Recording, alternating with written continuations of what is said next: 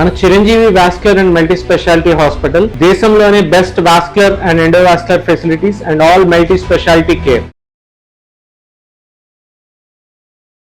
Suman TV ప్రేక్షకులకు నమస్కారం. ప్రస్తుతం మనతో పాటు ఉన్నారు ప్రముఖ ఆస్ట్రాలజర్ బ్రహ్మశ్రీ గోనుగుంట్ల సురేష్ బాబు గారు. ద్వాదశ రాశుల వారి రాశి ఫలాలు ప్రతి మంత్ కూడా వింటూ వస్తున్నాం కదండి. మరి ఆగస్టు మాసంలో ద్వాదశ రాశుల వారి రాశి ఫలాలు ఎలా ఉండబోతున్నాయి, ప్రత్యేకమైన పర్వదినాలు, విశేషాలు ఏంటి ఆగస్టులో, ఈ వివరణ అంతా కూడా క్లుప్తంగా తెలపడానికి గురుగారు సిద్ధంగా ఉన్నారు. గురుగారితో మాట్లాడదాం. గురుగారు నమస్కారం. గురుగారు సంధి గారు నమస్కారం అండి. గురుగారు ధన్యవాదాలు. గురుగారు ప్రతి నెల కూడా మా ప్రేక్షకుల కోసం వచ్చి ద్వాదశ రాశుల వారి రాశి వివరణ తెలియజేస్తూ వారికి పరిహారాలు కూడా తెలియజేస్తున్నారు, ప్రిడిక్షన్స్ చెప్తూ వస్తున్నారు. మరి ఆగస్టు మాసం యొక్క ప్రత్యేకత, విశిష్టలు ఏంటి, విశేషాలు ఏమున్నాయి, పర్వదినాలు ఏమున్నాయి, అలాగే రాశుల వివరణ. సో ముందుగా ఆగస్టు మంత్ యొక్క విశిష్టత, అందులో ఉన్న విశేషాలు, పండగలు, పర్వదినాలు మనం ముందు చెప్పుకుందాం. ఫస్ట్ ఒక 1-2 మినిట్స్ అక్కడ నుంచి 12 రాశుల వారికి ఎలా ఉండబోతుందో చూద్దాం. ఇక్కడ 2 వర్షన్స్ చూసుకుందామండి. ఫస్ట్ ఆగస్టు మంత్ మనకి సంకటహర చతుర్థి నుంచి స్టార్ట్ అవుతుందండి. సంకటహర చతుర్థితో క్లోజ్ అవుతుంది. అంటే 2 సంకటహర చతుర్థుల మధ్య, చతుర్థి మధ్య ఈ టోటల్గా మంత్ ఉందని మనం చెప్పుకోవాలండి. ఇందులో చాలా ముఖ్యమైన పండగలు అవన్నీ ఉన్నాయండి. ఫస్ట్ మనకి సికింద్రాబాద్ బోనాలు, హైదరాబాద్ బోనాలు స్టార్ట్ అవుతాయండి. అక్కడ నుంచి గుర మౌఢ్య త్యాగం అంటారు. ఇప్పటిదాకా మోడం నడుస్తుందండి.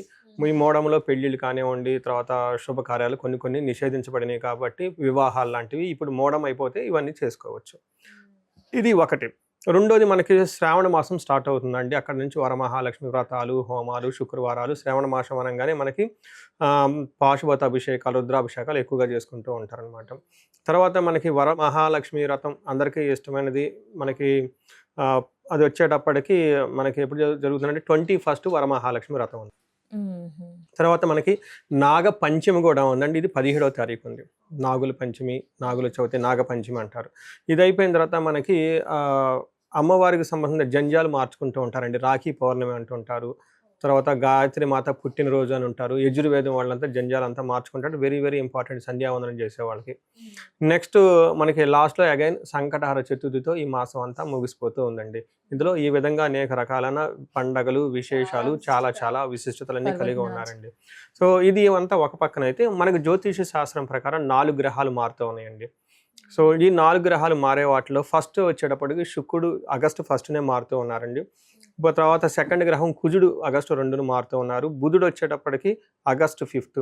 అంటే ఆగస్టు 1st, 2nd, 5th 3 గ్రహాలు మారుతున్నాయి. ఆగస్టు 17th సూర్యుడు మారుతూ ఉన్నారు. 4 గ్రహాలు మారుతున్నాయి. సో టోటల్గా ఇలాంటి పర్వదినాలు కలిగిన ఈ శ్రావణ మాసంలో 4 గ్రహాలు మారటం వల్ల మనకి 12 రాశుల వారికి ఎలా ఉందో మనం చూద్దాం. గురువు గారు మరి కర్కాటక రాశి వారికి ఎలా ఉండబోతుంది ఆగస్టు మాసం అంతా కూడా? సో మనం కర్కాటక రాశి కొంచెం జాగ్రత్తగా ఉండవలసిన మంత్ అని మనం చెప్పుకోవాలండి. మొదటిగానే ఉండాలి. కొంచెం మిక్స్డ్గా ఉంటుంది, కొన్ని విషయాల్లో బాగుంటుంది. బట్ ఓవరాల్గా మనం కొంచెం కేర్ఫుల్గా ఉండవలసిన టైం, అంత ఫ్రీ ఫ్లోగా వెళ్ళే టైం కాదు అని మనం కొంచెం, అంటే డ్రైవ్ చేసేటప్పుడు క్యాజువల్గా డ్రైవ్ చేస్తుంటాం. ఒక్కోసారి బిజీ రోడ్లో వెళ్ళినప్పుడు కొంచెం అటెన్షన్గా డ్రైవ్ చేయాల్సి ఉంటుంది అనమాట. అలానే ఈ మంత్ ఇల్లు కొంచెం అటెన్షన్గా ఉంటే బాగుంటుంది. గ్రహాలు కొన్ని వీటిలో మిక్స్డ్గా ఉన్నాయి అనమాట. ఏది కరెక్ట్గా రిజల్ట్ మంచిగా ఇవ్వటం లేదని చెప్పుకోవాలి. అలా అని భయపడే పరిస్థితి అయితే లేదు. అటెన్షన్ ఫుల్గా ఉంటే సరిపోతుంది అని మనం చెప్పుకోవచ్చు. జాగ్రత్తగా ఉండాలి. సో ఇందులో మనకి పునర్వసు 4వ పాదం, పుష్యమి 1, 2, 3, 4 పాదాలు, ఆశ్లేష 1, 2, 3 పాదాలంతా మన కర్కాటక రాశిలో వస్తారు. పేరు బలం చూసుకుంటే ఇందులో హీ, హూ, హే, హో, డా, డీ, డూ, డే, డో అన్న అక్షరాలంతా మనకి కర్కాటక రాశిలో ఉంటారు. ముందుగా చెప్పుకునే విధంగా 4 గ్రహాలు మార్పుతోటి ఒక్కొక్క గ్రహం వీళ్ళకి ఎలాంటి రిజల్ట్ వస్తుంది అనేది మనం లఘు గోచారము, సూక్ష్మ గోచారం అన్న ప్రకారం చెప్పుకోవచ్చు.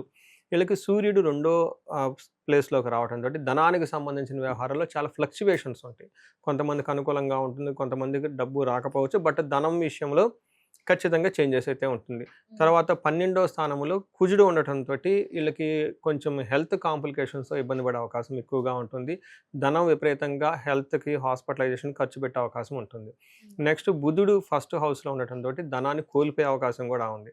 నెక్స్ట్ శుక్రుడు ఉండటంతో ఓవరాల్గా ప్రాస్పెరిటీ ఉంటుందని చెప్పుకోవచ్చు. బట్ ఏది చూసినా కానీ వీళ్ళకి ఈ మంత్ అంతా ధనం చూసారండి, ప్రతిదీ మనీ రిలేటెడ్గా ఎక్కువగా ఉందని మనం చెప్పుకోవాలి. మనకి సూర్యుడు 2nd హౌస్లో ఉండి 8th హౌస్ని చూస్తూ ఉండటం వల్ల ఏమవుతుందంటే, ఫస్ట్ మనకి మహర్షులు ఏం చెప్తారంటే, హీనత్వం దుష్ట సంసర్గో మనస్తాప శిరోవ్యధ నిష్ఫలం కృషి వాణిజ్య విత్తరాశి గతౌ అని చెప్తారు రవి అనేవాళ్ళు వీళ్ళకి సెకండ్ హౌస్లో ఉంటే హీనత్వం అంటే నీచ బుద్ధి వస్తుందంట వీళ్ళకి. ఏదోదో స్మార్ట్గా ఇచ్చేద్దాం ఈ వర్క్లు ఎవరు చేద్దాం, ఆ వర్క్ ఎవరు చేస్తారు, ఎవరు చూసారులే చూడకుండా మనం చేసేసుకుంటూ వెళ్ళిపోదాము, ఇలా ఏదోదో చేయాలని ట్రై చేస్తూ ఉంటారు. నెక్స్ట్ దుష్ట సంసర్గు, దుష్టుల యొక్క సమాసం పడుతూ ఉంటారు. నెక్స్ట్ మనస్తాపానికి గురవుతారంట. తర్వాత తలనొప్పులు వస్తాయంట వీళ్ళకి. అయ్యో. నెక్స్ట్ కృషి నిష్ఫలం వాణిజ్యం అని చెప్తారు. అంటే బిజినెస్ చేసిన, హార్డ్ వర్క్ చేసిన అందులో సరైన రిజల్ట్ రాదు, ధనం విషయంలో కొంచెం జాగ్రత్తగా ఉండాలని చెప్తూ ఉంటుంది. బట్ ఇక్కడ ఓవరాల్గా మనం అర్థం చేసుకోవాల్సింది ఏమవుతుందంటేనండి, మన స్మార్ట్ వర్క్ చేసే వాళ్ళు ఫ్రెండ్షిప్ చేసిన ఫైనల్గా మనకి తలనొప్పులు వచ్చేస్తే హెడేక్ వచ్చేస్తుంది, అనుకున్న పనులు కావు అని చెప్పేసి. అందుకని మనకు మంచి పని కావాలంటే మంచి వాళ్ళ సహాయంతో ఉంటే ఆటోమేటిక్గా పని అవుతుంది అనమాట. అంతే కదండి, రామాయణంలో ఉన్నది అదే కదా చెప్పేసింది. సో శ్రీరామచంద్రమూర్తికి అవసరం వచ్చినప్పుడు ఎవరిని పట్టుకున్నారు, ఎవరు వచ్చారండి, హనుమంతుడు వచ్చాడు కదండి, ప్యూర్ సోల్ కదా, రుద్రావతారం నుంచి వచ్చేసి సరైన టైంలో సరైన చెయ్యి పట్టుకోవాలన్నమాట. అందుకని చెప్పేసి ఎప్పుడు మన పక్కన ఉన్న వాళ్ళ యొక్క ఇన్ఫ్లుయెన్స్ మన మీద చాలా ఉంటుందండి. సో ఈ రాశి ఫలాల్లో చాలా నిగూఢమైన రహస్యాలు ఉంటాయండి. కరెక్ట్గా చేసుకుంటే ఇందులో ఉన్నంత బెస్ట్ ఇందులో ఉండదండి. హోల్ సమరీ మొత్తం ఇందులోనే ఉంటుంది. ఎందుకంటే వేదాంగం అంటారు, జ్యోతిష శాస్త్రాన్ని వేదాల్లో ఒక పార్ట్గా చెప్పారు. సో అందుకని వీళ్ళకి చూడండి ఎంత బాగా చెప్పారు. సో బ్యూటిఫుల్ థింగ్ అనమాట. అందుకని మన చుట్టూ ఉన్న వాళ్ళు చక్కగా ఉండాలి.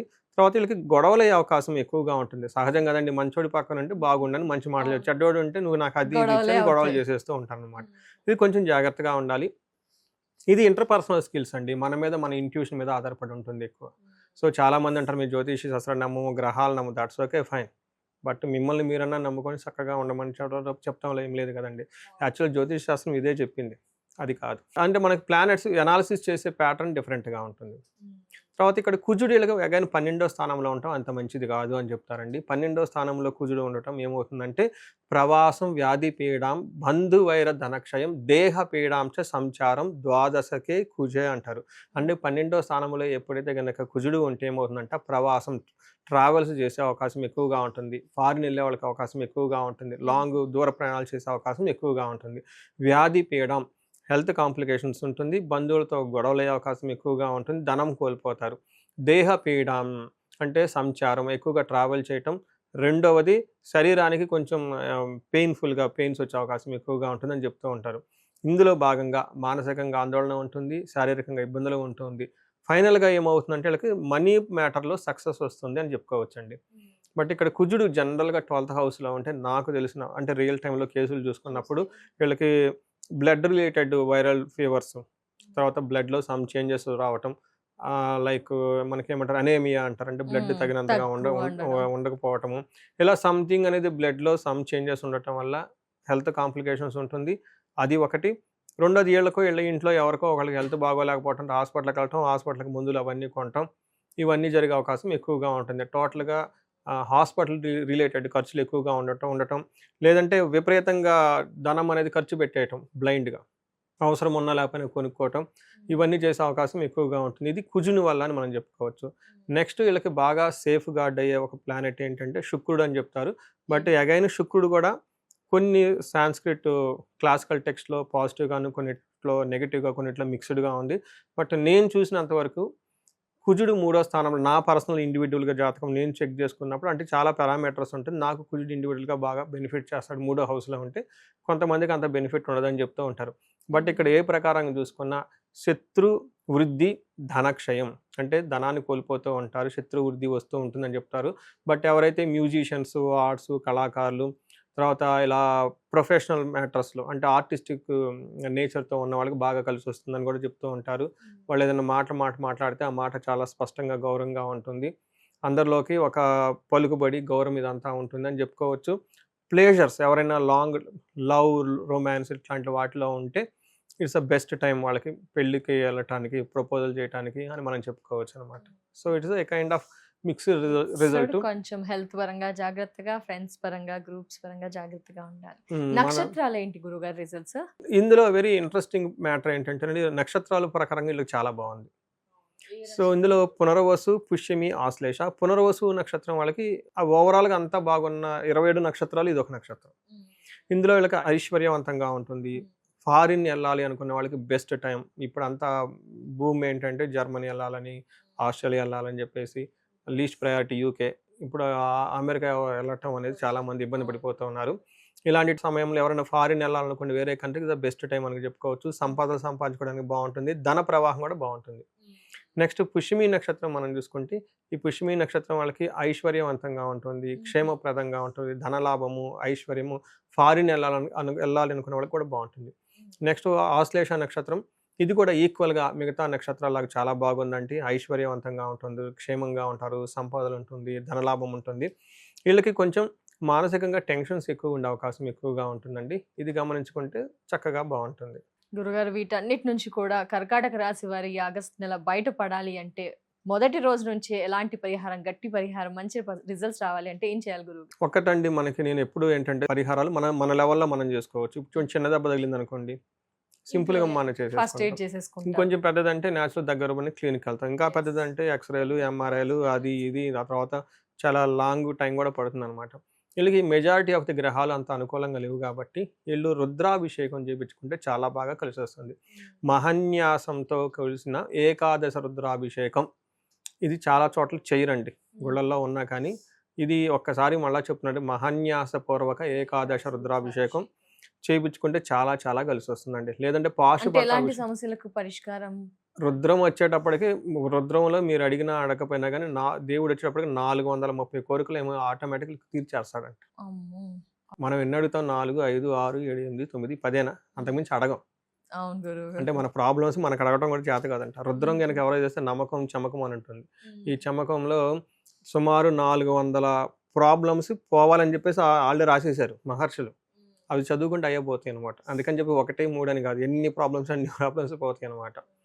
మెయిన్ రుద్రం వచ్చేటప్పటికి శత్రువుల నుంచి మనకి ఎలాంటి ఆటంకాలు కలగకుండా ఉండటానికి, అపమృత్యు రాకుండా ఉండటానికి, ఇలా ఏ గ్రహాలు సరిగా లేనప్పుడు, ఎటు నుంచి ప్రాబ్లం వస్తుందో ఐడియా లేనప్పుడు ఇలాంటి వాటికి రుద్రం వాడుతూ ఉంటారు అనమాట. అంటే ఏమంటారు, రుద్రం ఎప్పుడైతే మనం చదువుతూ ఉంటామో సమస్త ఏమంటారు దుఃఖాలన్నీ పోతాయి అని చెప్తూ ఉంటారు అనమాట. చాలా సింపుల్ అండి, పవర్ఫుల్ రెమెడీ. నేను ఇమ్మీడియట్గా ఇన్స్టాంట్గా ఫస్ట్ చెప్పేది అదే. కొంతమంది ఎమర్జెన్సీ ఫోన్ కాల్స్ వస్తుంటాయి నాకు, ఐసీయూలో ఉన్నారండి, యాక్సిడెంట్ అయ్యింది, అలాంటి టైంలో ఇమ్మీడియట్గా నేను ఫస్ట్ పోయి రుద్రాభిషేకం చేయమని చెప్పేస్తాను. నేను మార్నింగ్ వెళ్ళిపోండి, దగ్గరలో ఎక్కడ శివాలయం ఉంటే అని చెప్పేస్తూ ఉంటాను. ఇది చేసుకోండి. ఇంకా టఫ్గా పరిస్థితులు ఉన్నప్పుడు ఒకసారి ఇండివిజువల్గా జాతకం చూపించుకోవడం చాలా చాలా ఇంపార్టెంట్. ఎందుకంటే ఇది అప్లై అయ్యేది ఓన్లీ 30-40% మాత్రమే. 60% ఇండివిజువల్గా వాళ్ళ జాతకం చూపించుకోవడం చాలా చాలా ఇంపార్టెంట్. గురుగారు, మరి అతిగా సఫర్ అవుతున్న వారికి జాతక రీత్యా ఎలాంటి పరిహారాలు అద్భుతంగా మెరుగైన ఫలితాలను ఇస్తాయో తెలియజేస్తారా గురుగారు? సో మనకి ఇప్పుడు దాకా చెప్పుకున్న మన రాశి ఫలం ఏంటంటేనండి, ఆ యొక్క కొంతవరకు మాత్రమే ఎఫెక్ట్ ఉంటుందండి. అది ఒక 30-40% మాత్రం లైఫ్లో ఎఫెక్ట్ ఉంటుంది. బట్ వాళ్ళ యొక్క ఇండివిజువల్ జాతకాన్ని మనం చూసుకోవడం చాలా చాలా ముఖ్యం. దీనితో పాటుగా ఇప్పుడు మనం చెప్పుకున్న దానికి వ్యతిరేకంగా కానీ అనుకూలంగా కానీ లేకుండా బాగా సఫర్ అవుతున్న వాళ్ళు ఎవరైతే ఉంటారో వాళ్ళు ఇండివిజువల్ జాతకం చూపించుకోవడం చాలా చాలా ముఖ్యం అండి. అండ్ నేను రీసెర్చ్ గ్రూప్ లాగా చేస్తున్నానండి. అరౌండ్ మనకి 40 years +or-5 years, అంటే 35 to 45 ఎవరికైతే ఏజ్ ఉందో అప్పటిదాకా వాళ్ళ కెరియర్లో చాలా సక్సెస్ఫుల్గా ఉండి, అకాడమిక్స్లో చాలా సక్సెస్ఫుల్గా ఉండి, కెరియర్లో కూడా ఒక మేనేజర్ లెవెల్, ఒక నాయకత్వ లక్షణాలు, సమాజంలో ఒక ఉన్నతమైన పొజిషన్కి వచ్చేసి అందరి దగ్గర కీర్తి ప్రదేశాలు, గౌరవం, మర్యాద, కొంచెం డబ్బు సంపాదించుకొని ఒక సిస్టమాటిక్గా ఉన్నవాళ్ళు సడన్గా ఆ ఏజ్లో డౌన్ వస్తుందండి. దీనికి మిడ్ లైఫ్ క్రైసిస్ అని చెప్పేసి మనకు అంటూ ఉంటారు జనరల్గా మోడర్న్ సైకాలజీలో. హార్మోనల్ చేంజెస్ అని, పోస్ట్ మెనోపాజ్ అని, ప్రీ మెనోపాజ్ అని రకరకాల పేర్లతో చెప్తూ ఉంటారు. బట్ అరౌండ్ 40-45 మధ్య లాట్ ఆఫ్ చేంజెస్ ఉంటుందండి, అది జెంట్స్కి లేదంటే లేడీస్కి. ఇది ఎందుకు వస్తుంది, కారణం ఏంటి అని మనం ఒక మిడ్ లైఫ్ క్రైసిస్ అని ఒక టైటిల్ పెట్టి వదిలేయకుండా జ్యోతిష శాస్త్రం చాలా బ్యూటిఫుల్గా అందులో మనకి రీజన్స్ చెప్తారు ఎందుకని. చాలా శాపాలు ఉంటాయండి. అంటే మనకి లైఫ్లో కొన్ని ఏజ్లో కొన్ని యాక్టివ్గా ఉంటాయండి. మన చిన్నప్పుడు బాలారిష్టాలు అంటారు, పెళ్ళైనప్పుడు వివాహ దోషాలు అంటారు, కొంచెం లైఫ్లో సెటిల్ అయ్యి ధనం వచ్చినప్పుడు వేరే శాపాలు ఉన్నట్టాయండి. తర్వాత ఈ శాపాలు ఇంకా ఏమైనా ఉన్నాయి అనేది యాక్టివ్ అవుతున్నాయో చూసుకోవాలండి. సో నా రీసెర్చ్లో ఎవరైతే ఇలా సక్సెస్ఫుల్ ట్రాక్ రికార్డు ఉండి సడన్గా ఆగిపోయారు, బ్లాక్ అయ్యారంటే ఖచ్చితంగా వాళ్ళ దాంట్లో శాపాలు యాక్టివేట్ ఉంటాయండి. సో ఇది ఎప్పుడైతే నేను ఈ మెసేజ్ చెప్పుకుంటూ వస్తున్నాను లాస్ట్ 4-5 months నుంచి వచ్చిన హారోస్కోపులు మొత్తం ఇలాంటి కాలసర్ప దోషాలని, పితృదోషాలని, మాతృదోషాలని, మాతృశాపాలని, ఇలా మనకి శాపాలని ఉంటాయండి. దాదాపు ఒక 7-8 బాగా పవర్ఫుల్ శాపాలు ఉంటాయి అనమాట. అలానే గ్రహ దోషాలు ఉంటాయి అనమాట. అవి ఎంత చేసినా కానీ పోవన్నమాట. ఇవి జనరేషన్స్ నుంచి వస్తాయి. మొన్న రీసెంట్గా కూడా ఒకళ్ళు వచ్చారండి, చూసిన వెంటనే చెప్పాను మీ అబ్బాయికి త్రిపిండి దోషం ఉంది, అది వీళ్ళ చేసిన వల్ల రాదు, వీళ్ళ యాన్సిస్టర్ చేయటం వల్ల. అప్పుడు అవునండి మా చిన్నప్పుడు మా అమ్మమ్మ గారు ఇలా చేసేవాళ్ళండి, ఆ తర్వాత మా పిన్ని కూతురు ఒక ఆమె చనిపోయిందండి, ఇలా ఉందండి, ఇలా వాళ్ళ హిస్టరీ అంతా చూసుకుంటూ వచ్చారనమాట. ఇలా జనరేషన్స్ నుంచి ఎప్పటి నుంచి ఉన్న టఫ్ అయిన ప్రాబ్లమ్స్ ఉంటే ఇవన్నీ వస్తూ ఉంటాయండి. ఒకసారి హారోస్కోప్ చూపించుకోవటం ఎంతైనా ముఖ్యం. ఇమ్మీడియట్గా పరిష్కారాలు చేసుకొని పరిహారాలు చేసుకుంటే లైఫ్ అనేది ఆ బ్లాక్ పై ముందుకెళ్ళిపోతారండి. నెక్స్ట్ ఇండివిజువల్గా ఎవరైనా ధనానికి విపరీతంగా బాధపడుతూ ఉంటే స్వర్ణలక్ష్మి విశేష హోమం అని ఉంటుందండి. రాబోయేది వరమహాలక్ష్మి, మనం శుక్రవారాలు చక్కగా చేసుకుంటాం కాబట్టి ప్రతి ఒక్కళ్ళు దాన్ని సద్వినియోగం చేసుకోవాలండి. నేను మా ఫ్రెండ్ ఒకళ్ళు ఉన్నారండి, వీళ్ళు ఇవన్నీ నమ్మరు, ఫ్రెండ్ కాబట్టి ఓకే వెళ్ళిపోతుంది, నా ప్రొఫెషన్ అని ఆయన ప్రొఫెషన్ ఆయన ఈ మోటివేషనల్ స్పీకరు గైడెన్స్ ఇదంతా ఇస్తూ ఉంటారు, ఇంగ్లీష్ బుక్స్ అవన్నీ చదివేసి నమ్మరు వాళ్ళు బేసికల్గా. సో ఏదో ఒక సందర్భంలో వాళ్ళ ఇంట్లో నేను కుబేర పాశుపత అభిషేకం చేయించాల్సి వచ్చింది. అది కూడా ఫోర్స్, ఫ్రెండ్ కాబట్టి నువ్వు ఇన్ని చేస్తున్నావు కదా నా గురించి ఒక్కటి చేయని చెప్తే అదంతా అయిపోయిన తర్వాత ఫస్ట్ వాళ్ళు ఇచ్చిన రెస్పాన్స్ ఏంటంటే, నాకు ఇలాంటి పూజలు ఎన్ని ఉన్నాయండి అన్నారు. పాశుపతాలు దాదాపు 365 ఉంటాయండి, మెయిన్ ఇంకా చాలా ఉంటాయి అంటే డైలీ ఒక్కొక్కటి మా ఇంట్లో చేపిస్తారా అని అడుగుతున్నారు. డైలీ ఒకటి చేయమని చెప్పేసి చూడండి, అంటే ఆ మంత్రాలకి ఆ వైబ్రేషన్స్ అలా ఉంటుందండి. ఇప్పుడు ఒక చిన్న మాట మిమ్మల్ని అలా అంటే నెగిటివ్గా ఫీల్ అయిపోతాం. మరి ఆ మంత్రాలు, అన్ని మంత్రాలు అంతమంది బ్రాహ్మణులు చదివితే అది ఎక్కడ పోతుందండి, దానికి ఇంపాక్ట్ ఉంటుందండి. అందుకని ఇలాంటి పరిష్కారాలు చక్కగా చేసుకుని లైఫ్లో 10 అంతలు ముందుకెళ్ళాలని చెప్పేసి నేను కోరుకుంటున్నాను. వచ్చేది స్వర్ణలక్ష్మి, మనకి లక్ష్మీ వ్రతాలు అన్నీ ఉన్నాయి కాబట్టి స్వర్ణలక్ష్మి అభిషేకం ఉంటుంది, పాశుపత అభిషేకం, విశేష హోమం ఉంటుంది. అందరూ చక్కగా సెలబ్రేట్ చేసుకొని ధనవంతులు కావాలని చెప్పేసి నేను కోరుకుంటున్నాను.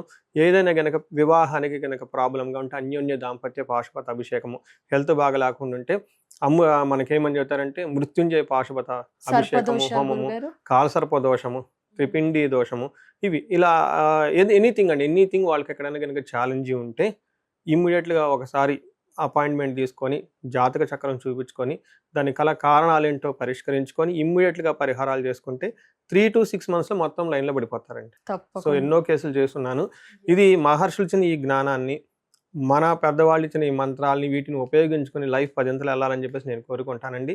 అందరికీ అష్టలక్ష్మిలు ఉండాలని చెప్పేసి, కృపా కటాక్షం కలగాలని, భోగభాగ్యాలతో అందరూ వృద్ధి చెందాలని చెప్పేసి కోరుకుంటున్నానండి. నమస్తే, ధన్యవాదాలు గురువు గారు. రాశి వివరణ, ప్రిడిక్షన్, పరిహారాలు, అలాగే అతిగా సఫర్ అవుతున్న వారికి కూడా పరిహారాలు తెలియజేసినందుకు చాలా ధన్యవాదాలు గురుగారు. నమస్కారం. నమస్తే.